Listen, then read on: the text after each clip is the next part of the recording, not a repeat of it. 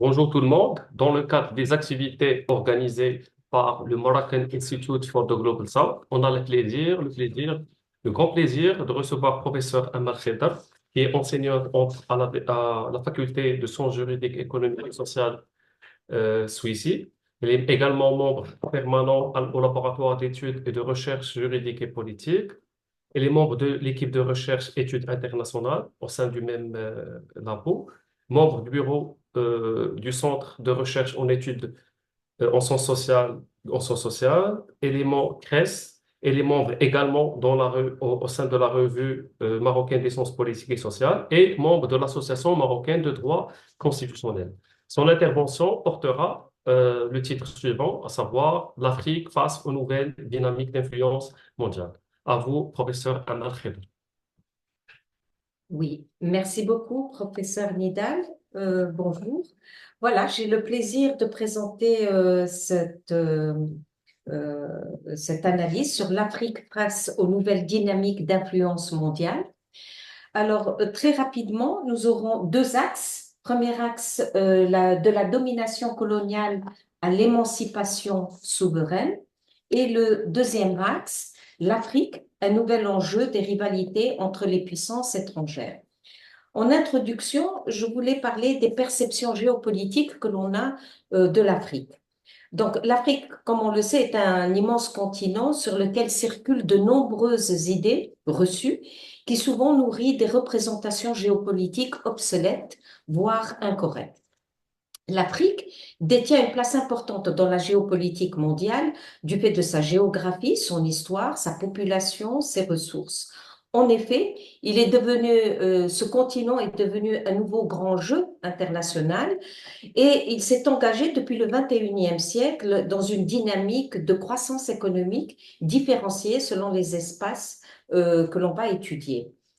L'Afrique en chiffres nous permet de percevoir et de comprendre les enjeux de ce continent dans la géopolitique mondiale. Par exemple, pour sa superficie, le continent qui comprend l'Afrique subsaharienne, le Maghreb, le Mashrek, s'étend sur 30 millions de kilomètres carrés. Cela représente à peu près, comme ordre de grandeur, 8 fois la superficie de l'Union européenne. C'est 20,3% des terres émergées de la planète, avec 26 000 kilomètres de côtes et dont 39 États souverain possède un littoral. Deuxième plus grand continent du monde, derrière l'Asie, si on considère que l'Amérique est subdivisée en Amérique du Nord et Amérique du Sud. Ce continent comprend 54 États souverains que l'on classifie par zone géographique, l'Afrique du Nord, le Maghreb, l'Afrique de l'Ouest, composée de 15 États, l'Afrique centrale, composée de 9 États, l'Afrique de l'Est, comprenant 18 États, et l'Afrique australe, composée de 5 États. Des États totalement différents avec des économies émergentes comme le Nigeria, l'Afrique du Sud, l'Égypte, des pays qui ont un développement économique comme le Kenya, le Rwanda, le Gabon ou la Côte d'Ivoire, des pays qui ont des difficultés politiques et des conflits tels que le Soudan, la RDC et le Centrafrique. S'agissant de la population, aujourd'hui, elle compte 14 milliards d'habitants, soit 18% de la population mondiale, avec une très forte croissance démographique. On estime à peu près pour 2100 que la population sera de 3 milliards. L'Afrique détient le plus fort taux de fécondité, en moyenne 4,3 enfants par femme en 2021, le Niger détenant le taux de fécondité le plus élevé du monde, avec 6,8 enfants par femme en moyenne. De manière globale, la population africaine est très jeune, puisque 40% ont moins de 15 ans. S'agissant des ressources naturelles, son sous-sol est très riche, tel qu'on a l'or, le diamant, le pétrole, les terres rares. Des pays comme le Nigeria, l'Algérie ou l'Angola sont de grands producteurs de pétrole. Le Botswana, l'Afrique du Sud sont des pays parmi les plus grands producteurs de diamants. Le continent possède aussi d'énormes réserves de cuivre, d'uranium et de cobalt, et ceci nous amène à nous questionner, à analyser l'attrait de ce continent dans la scène mondiale. Donc, la problématique va porter sur la question suivante. Dans quel contexte, dans le contexte mondial contemporain, l'Afrique est-elle parvenue à concrétiser son émancipation? Donc, dans le premier axe, je vais parler de la colonisation à l'émancipation souveraine. Ici, nous avons à peu près deux petites parties. La première qui va parler sur l'Afrique postcoloniale en construction et la seconde qui va parler des défis géopolitiques contemporains de ce continent. Alors, l'Afrique postcoloniale, la grande question qui s'est posée, c'est la question des frontières. On sait très bien que les frontières ont été importées par l'Occident au moment de la colonisation et au moment des indépendances des pays africains, va se poser cette question de délimitation. Est-ce qu'on garde les frontières héritées du système colonial ou bien on va revenir aux frontières anté-colonisation? Donc, il y a une question qui s'est posée, un principe, c'est le défi du principe d'intangibilité des frontières qui a été qui a porté un très grand débat par par rapport aux États nouvellement indépendants.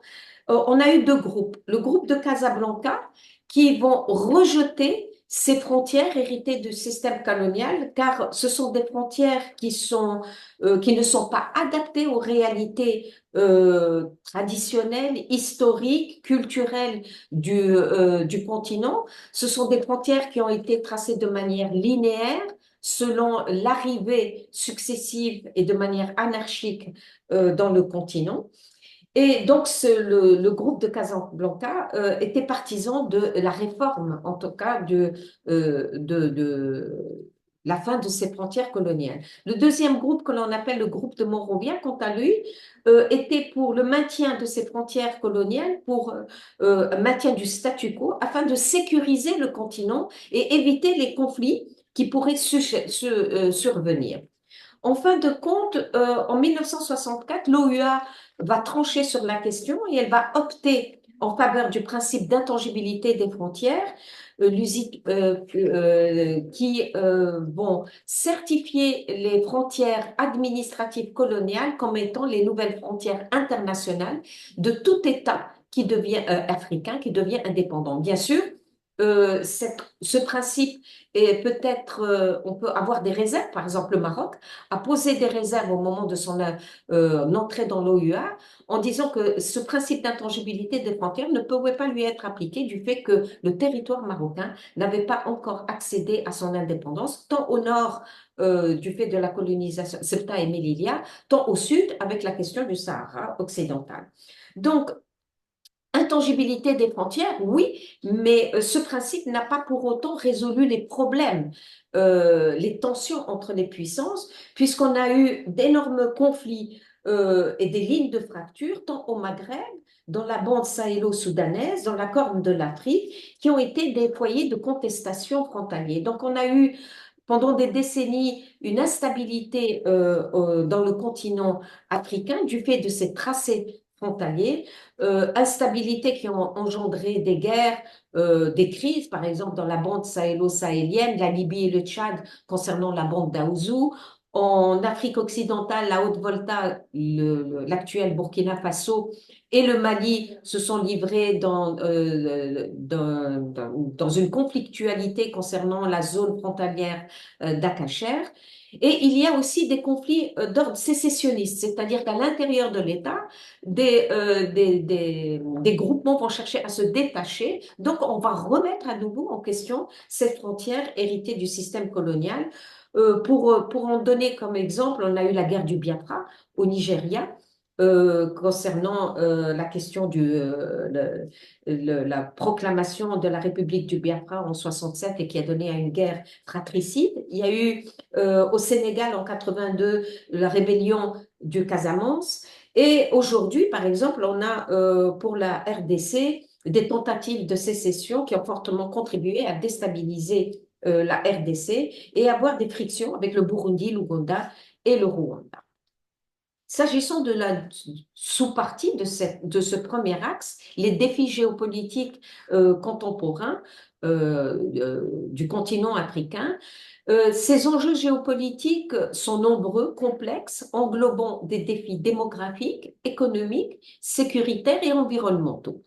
Du point de vue démographique, c'est important de revenir sur la démographie, puisque, comme on a vu, le continent compte 1,5 milliard d'habitants, voire 2,5 ou 3 milliards en 2100. Donc, on dit que l'Afrique est surpeuplée et que cette vision de débordement véhiculée du fait de la croissance rapide des villes africaines est due à une forte urbanisation des cités, à la multiplication des bidonvilles engendrant des problèmes de surpeuplement et de précarité. Cette population est très jeune et qui est très souvent appelée à une migration, à entraîner une très forte migration. On parle de séisme de la jeunesse, de tsunami migratoire ou du grand remplacement que pourrait représenter cette vague migratoire. Donc la question migratoire est un défi substantiel dans la géopolitique africaine et mondiale. Il est intéressant quand même de s'arrêter 2 minutes. L'Europe parle beaucoup du flux migratoire venant de l'Afrique, mais il faut tenir compte que ce flux migratoire est essentiellement interne au continent africain et moins à l'extérieur du continent. En effet, par exemple, l'Organisation internationale pour la migration a établi que 70 à 80% des migrations africaines se font dans le continent lui-même. Pour des raisons économiques, face à la recherche du travail, donc les migrants vont aller dans les pays voisins pour avoir une meilleure vie économique, ou bien pour des raisons politiques et sécuritaires, de nombreux conflits tels qu'au Soudan, en Centrafrique, en RDC, vont déplacer les populations soit à l'intérieur de ces pays mêmes, soit dans les pays voisins, et ça nous donne une masse de réfugiés. Il faut constater, et ça on ne le révèle pas, on ne le dit pas assez, que l'Éthiopie et le Kenya sont tous deux accueillent le plus de réfugiés dans le monde. Du point de vue environnemental, le continent est touché par le changement climatique et ce qui provoque sécheresse et crise alimentaire. Mais ce qui m'intéresse essentiellement, c'est du point de vue économique. L'Afrique possède, comme on l'a vu, de très importantes ressources, pétrole, minerais, terres rares, et que ces ressources vont engendrer des convoitises tant internationales que par les acteurs locaux eux-mêmes. Donc, on a de nombreux conflits qui sont liés à l'exploitation de ces ressources et qui vont entraîner soit des conflits interétatiques, soit des conflits internes. On dit que l'Afrique est riche, mais qu'elle est condamnée à la pauvreté. C'est une insertion assez bizarre, mais on peut la comprendre, il faut la nuancer. En effet, l'Afrique concentre plus de 62% de population vivant dans l'extrême pauvreté, mais si l'on examine les chiffres, on constate que ce chiffre a beaucoup évolué. Par exemple, en 1990, 64% des Africains étaient classés comme des pays africains comme faible revenu, alors que ce pourcentage va diminuer. Ce qui est important pour l'Afrique, c'est la croissance économique qui est impressionnante. Par exemple, l'Éthiopie va avoir un taux de croissance de 12 à 13%, à tel point que la Chine va installer des entreprises parce que ça devient très intéressant.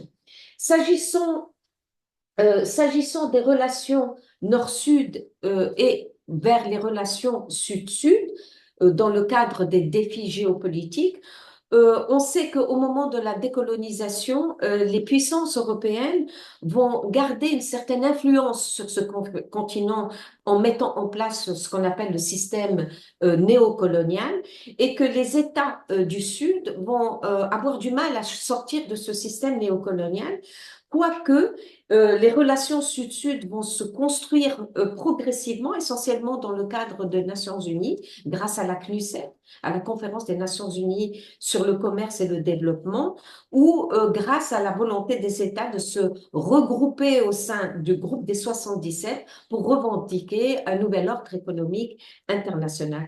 Ce sera la crise de 73, crise économique de 73 et de 78-80 qui vont pousser les États à renforcer renforcer leurs relations sud-sud par des mécanismes d'intégration régionale qui vont se superposer à l'intégration régionale de l'OUA et de l'Union africaine, d'où la construction des fameux CER que l'on connaît aujourd'hui et qui vont se constituer en 14 groupes économiques régionaux afin de pousser à l'intégration, en tout cas le développement autocentré de l'Afrique.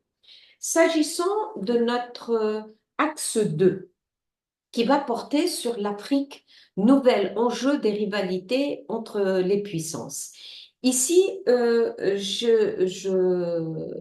j'ai décliné cet axe selon 2 points, la décrépitude de la France-Afrique et deuxième point, l'Afrique, nouvel Eldorado des puissances étrangères. Pourquoi la France-Afrique? Parce que la France a été un État qui a colonisé une très grande surface de ce continent africain et que au lendemain des indépendances, la France a institué une sorte de relation privilégiée avec ses anciennes colonies que l'on a appelée la France-Afrique.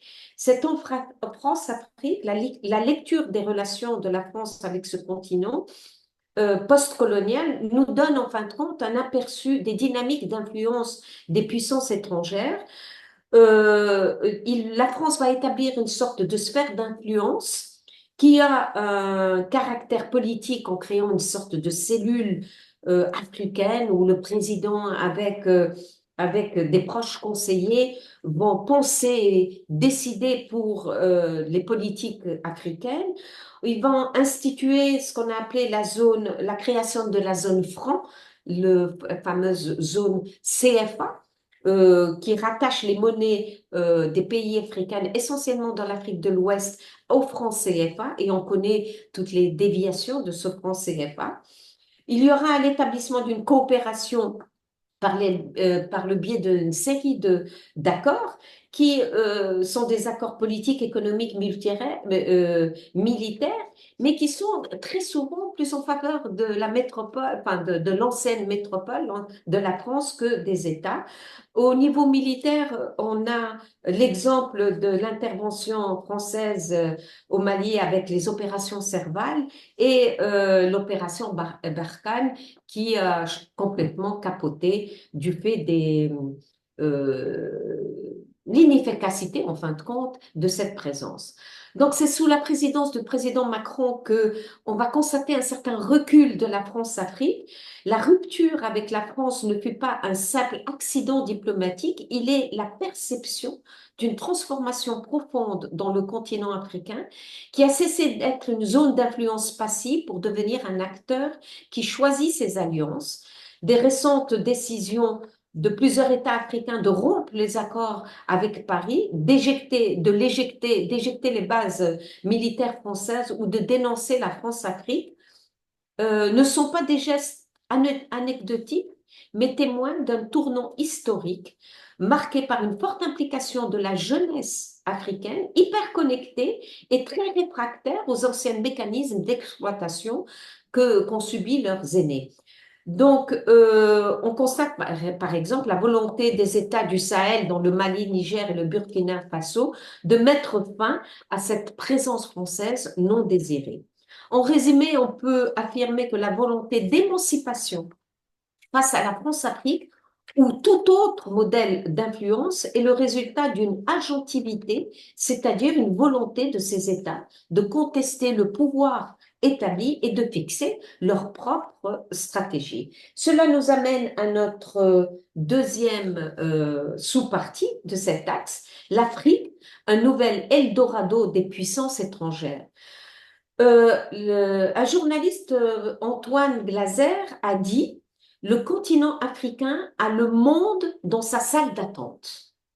Le basculement des relations de l'Afrique avec le monde extérieur n'est pas un simple rejet des anciennes puissances coloniales, mais une volonté de diversification des alliances. La France, l'Occident recule alors que la Chine, la Russie, l'Inde, la Turquie, les pays du Golfe et les coalitions interétatiques reprennent le relais, chacun apportant son propre modèle, ses ambitions et ses limites. S'agissant de la Chine, Pékin établit un partenariat économique gagnant-gagnant dans la ligne directrice de son projet de nouvelle route de la soie depuis 2013, passant par le continent africain, notamment en Afrique de l'Est, avec une base militaire à Djibouti, sur l'accord suivant, infrastructure en échange de l'accès par la Chine aux ressources africaines sans aucune ingérence dans la politique intérieure des États. Là où les anciennes puissances coloniales imposaient des conditions politiques financières, la Chine investit directement dans dans du concret, routes, ponts, chemins de fer, ports, barrages, zones industrielles. En quelques années, la Chine est devenue le premier partenaire commercial du continent avec plus de 200 milliards de dollars d'échanges annuels. S'agissant de la Russie, celle-ci s'est imposée dans le continent africain dans le domaine militaire et sécuritaire. Depuis 2011, on a constaté l'immersion, ou en tout cas la présence du groupe Wagner, braque armé officieux du Kremlin, devenu aujourd'hui Africa Corps, qui a progressivement remplacé l'armée française dans plusieurs États. Ils sont présents dans la Corne de l'Afrique, en Afrique de l'Ouest et dans les pays du Sahel, l'AES. Actuelle. Moscou a utilisé ses outils de soft power dans le continent africain afin de renforcer sa présence. Là où la France perd la bataille de l'image, par exemple, la Russie la gagne dans les réseaux sociaux en inondant les plateformes Twitter, Facebook, WhatsApp, Telegram de contenu anti-français, anticolonial, pro-russe, qui sont relayés, et c'est très important, qui sont relayés par des influenceurs africains et des campagnes médiatiques orchestrées par un simple narratif. L'Occident vous a exploité, la Russie est avec vous. Chine-Russie, concernant la Chine et la Russie, il y a une question que je voudrais évoquer aujourd'hui, c'est la gestion de la question du Sahara et de la stabilité au Sahel. S'agissant de la question du Sahara marocain, l'initiative atlantique marocaine est un levier géostratégique non négligeable, autant pour le Maroc qui renforce sa souveraineté dans les provinces du Sud, au regard du projet d'autonomie, de la proposition d'autonomie à l'ONU, comme solution du conflit du Sahara dit occidental. Il est également un levier d'indépendance énergétique et de développement économique pour les États côtiers atlantiques. On a vu la superficie le nombre d'États sur la côte atlantique qui pourront tirer de forts subsides non négligeables. C'est un projet qui a un facteur d'émancipation pour les États africains. Cette proposition marocaine de désenclaver les États sahéliens vers l'Atlantique par un couloir atlantique est un levier géostratégique pour le Maroc et pour les États du Sahel, bien sûr. S'agissant de la position de la Russie et de la Chine en la matière, on va constater que ces deux États ont adopté une sorte de neutralité rationnelle, équilibre entre l'Algérie et Rabat. Cependant, entre Alger et Rabat, cependant, le nouveau contexte géopolitique de la question du Sahara à l'ONU, mais surtout les réalités économiques, sécuritaires dans la région au Sahel, qui sont plus en faveur du Maroc. Par exemple, s'agissant du Sahel, l'Algérie est fortement critiquée par ces trois États qu'ils ont accusé de déstabilisation. Exemple, au Mali, la présence russe au Mali a été confrontée un peu à cette volonté déstabilisatrice lorsque Alger a abattu des drones maliens qui étaient en fin de compte des drones russes qui avaient été donnés au Mali, et il y a eu des soldats russes qui ont perdu la vie. Donc, la Chine, quant à elle, est très attachée au principe de l'intégrité territoriale des États et n'accepte pas les dynamiques sécessionnistes. Donc, le projet atlantique rentre naturellement dans le projet de la nouvelle route de la soie chinoise qui part de l'Est et qui va devrait naturellement s'ouvrir vers les pays ouest du continent africain. S'agissant de l'Inde et de la Turquie, l'Inde est fortement intéressée par l'Afrique car géographiquement, la côte est-africaine fait partie de la stratégie Indo-Pacifique qui intéresse de nombreux États. La Turquie multiplie de façon considérable les représentations diplomatiques dans le continent. Il faut être là, il faut être présent. Elle se positionne également dans le secteur militaire en fournissant des drones qui, dans le cas éthiopien, ont fortement participé à la victoire du gouvernement fédéral éthiopien contre la rébellion Tigré. En conclusion, on constate une nouvelle attractivité de l'Afrique dans la géopolitique mondiale en tant qu'espace géographique vital, tant du point de vue stratégique qu'économique. Le continent africain, fort de ses 54 États, devient un acteur de poids dans les relations internationales contemporaines, bousculé par des crises commerciales menées par les États-Unis contre la Chine ou contre l'Union européenne, contre tout le monde en fin de compte, America First, et les conflits majeurs tels que le conflit Russie-Ukraine qui s'est répercuté dans les relations vis-à-vis de l'Afrique, qui se sont positionnés dans une sorte de neutralité dans les condamnations, en tout cas dans les sanctions à l'égard de la Russie. La question Israël-Palestine, la guerre de Gaza et la guerre éclair Israël-Iran qui nous montre qu'il y a, on assiste à un réel basculement. Effectivement, le basculement des relations internationales de l'Occident vers l'Eurasie en tant que leadership du Sud global, la montée en puissance des BRICS, dont je voulais en parler, mais malheureusement le temps ne nous donne pas. Donc, ce leadership du Sud global et la montée de puissance des BRICS a redistribué les cartes de la géopolitique mondiale, donnant au continent africain des leviers stratégiques non négligeables. Voilà, je vous remercie avec cette conclusion. Je donne la parole à professeur Oukacha. Merci.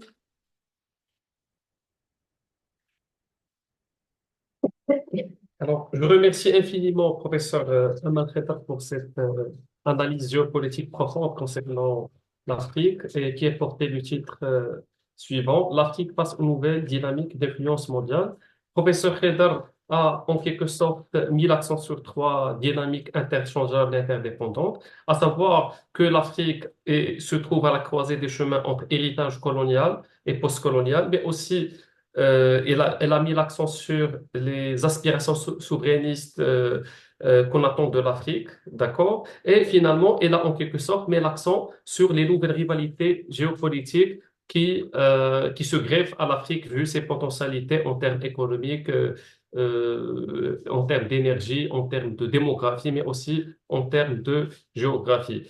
Madame Kheder a structuré sa présentation en deux parties. Une partie qui a mis l'accent sur la dynamique historique et son impact sur le présent et l'avenir de l'Afrique, en considérant que les frontières héritées du colonialisme continuent de provoquer jusqu'au jour d'aujourd'hui l'émergence de plusieurs conflits internes. La question des frontières, lorsqu'on parle de l'Afrique en termes d'État, en termes d'État-nation, on oublie souvent que ces États-nations sont des créations coloniales et que ces vieilles rivalités résultant des frontières administratives posées par le colonisateur continuent de provoquer des conflits internes incessants. Madame Kheder a parlé du Biafra.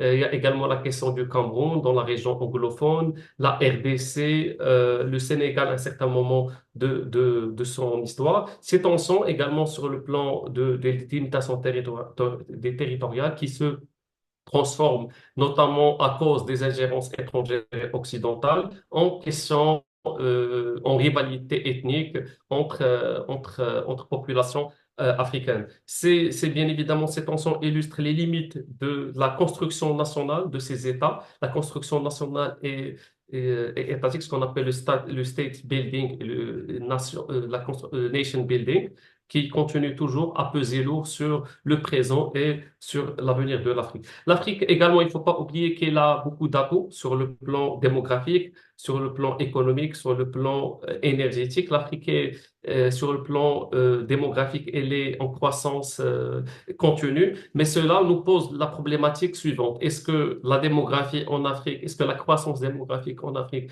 est-ce qu'elle est un atout ou un problème, puisque l'instabilité, le chômage, l'instabilité politique, le chômage et les conflits qui déchirent le continent africain nous poussent encore et encore une fois à poser cette problématique. Dans quelle mesure la démographie peut être considérée comme étant euh, un problème ou une solution à la crise africaine. Il y a également des problèmes concernant la migration, comme l'a signalé professeur Kheder.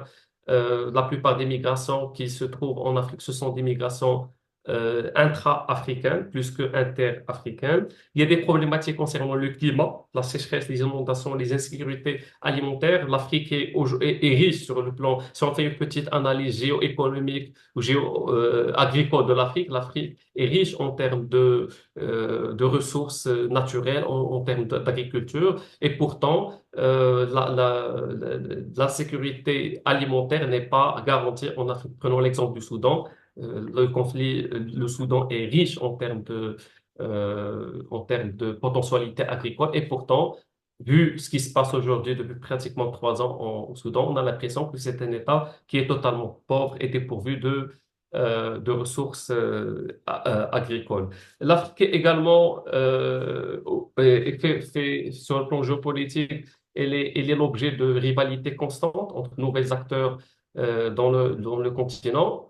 Autrefois, on parlait de la France-Afrique qui, en quelque sorte, profitait de son statut d'ancien colonisateur pour asservir l'Afrique, pour profiter de ses richesses. Aujourd'hui, il y a une certaine, on ressent, notamment dans l'Afrique, dans les États du Sahel, on ressent un certain rejet de cette domination française. Et c'est ce qui a été également analysé par professeur Reder dans sa deuxième partie de son intervention, qui a également mis l'accent sur l'émergence de ces de nouveaux acteurs, Russie, Chine, Inde, Turquie, qui essaient en quelque sorte de remplacer l'ancien colonisateur français et créer une nouvelle équation au niveau de l'Afrique, c'est-à-dire en pointant, en pointant la focale sur le rôle négatif qu'a joué la France dans l'histoire africaine, en se présentant comme étant, non pas comme étant un néocolonisateur, mais plutôt comme étant des États, de nouveaux acteurs qui veulent transformer, changer la géopolitique de l'Afrique et faire de l'Afrique un nouveau hub économique, social et géopolitique, vu les atouts dont elle dispose. Alors, je remercie encore une fois professeur Kheder pour cette analyse profonde qui a conjugué géopolitique et histoire. Et je remercie également le Moroccan Institute for the Global South pour cette opportunité de débat et d'échange concernant le continent africain et son rôle dans la géopolitique mondiale. Alors, merci. Merci.